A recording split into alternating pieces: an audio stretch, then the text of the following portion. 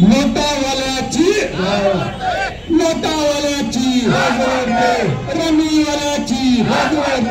रमीवाल्याची डांबरवाल्याची जादूवाल्याची हनी ट्रॅपवाल्याची या महाराष्ट्राला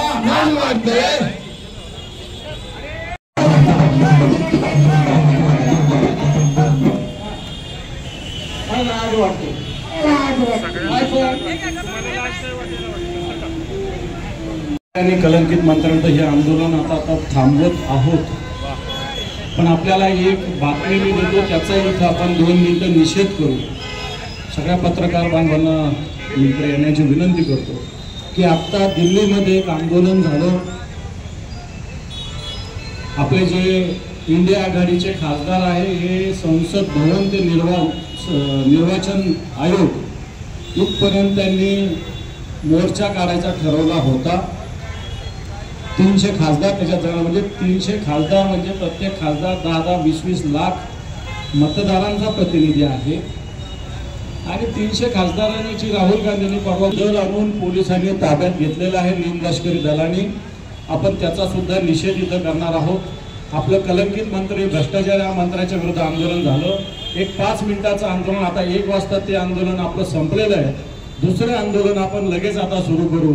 जे दिल्लीमध्ये ज्या पद्धतीनं निमलष्करी दलानं किंवा केंद्र सरकारने ज्या पद्धतीनं खासदारावर उत्तर देण्याच्या ऐवजी कारवाई केली जाते त्याचा निषेध सुद्धा आपण करू. निर्वाचन आयोग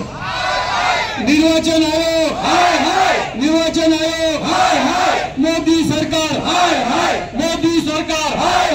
अमित शाह सरकार मोदी सरकार निवडणूक आयोग अरे मताची हेराफेरी करणाऱ्या भारतीय जनता पार्टी सरकारचा, मताची हेराफेरी करणाऱ्या निवडणूक आयोगाचा, बोगस मतदार याद्या बनवणाऱ्या निर्वाचन आयोगाचा, या आयोगाचं करायचं काय? या आयोगाचं करायचं काय? या आयोगाचं करायचं काय? या निवडणूक आयोगाचं करायचं काय? निवडणूक आयोगाचं करायचं काय? मोदी सरकारचं करायचं काय? भाजप सरकारचं करायचं काय? भ्रष्टाचारी सरकारचं करायचं काय? या बोगस मतदार यादी बनवणाऱ्या निवडणूक आयोगाचं करायचं काय? भारत कुणाचा? राहुल गांधींना अटक करणाऱ्याचा,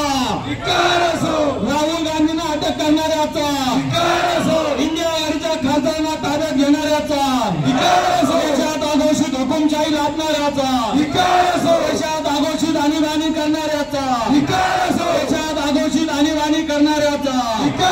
निर्वाचन आयोगाचा, निवडणूक आयोगाचा,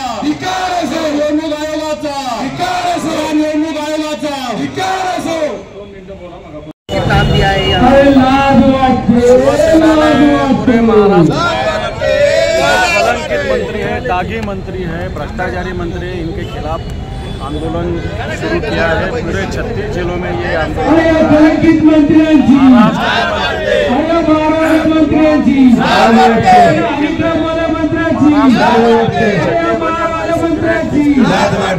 नोटों के सुटकेस बता रहे, महाराष्ट्र के मंत्री डांस बार चला रहे, महाराष्ट्र के मंत्री जादू टोना कर रहे, ये सब कलंकित मंत्री, इनको मिनिस्ट्री से निकाला जाए, ये शिवसेना की मांग है।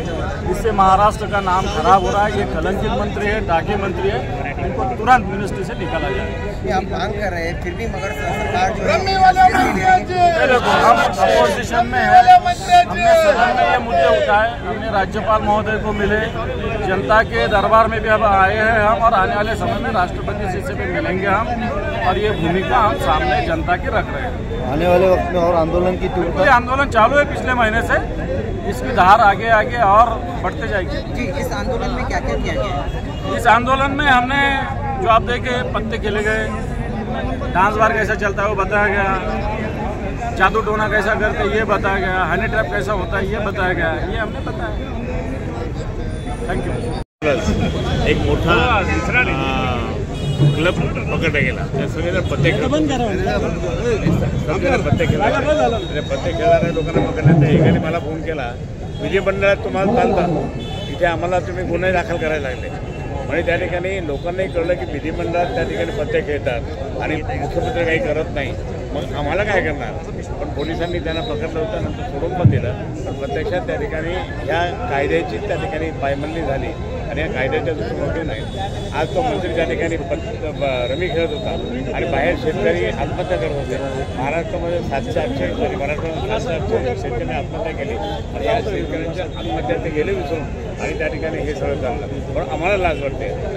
महाराष्ट्र संपूर्ण महाराष्ट्रामध्ये उद्धवजी ठाकरे साहेबांच्या नेतृत्वाखाली हा प्रत्येक जिल्ह्याच्या मुख्य ठिकाणी त्या ठिकाणी हे आंदोलन चालतं. लोकांना तुमच्या TV मार्फत सगळ्याला घोषणा द्यायच्या त्या ठिकाणी जनजागृती त्यांना आक्रोश निर्माण झाला पाहिजे. म्हणून त्या ठिकाणी जे कलंकित मंत्री आहेत ते त्या ठिकाणी त्यांना काही वाटत नाही आणि मुख्यमंत्री सुद्धा काही करत नाही.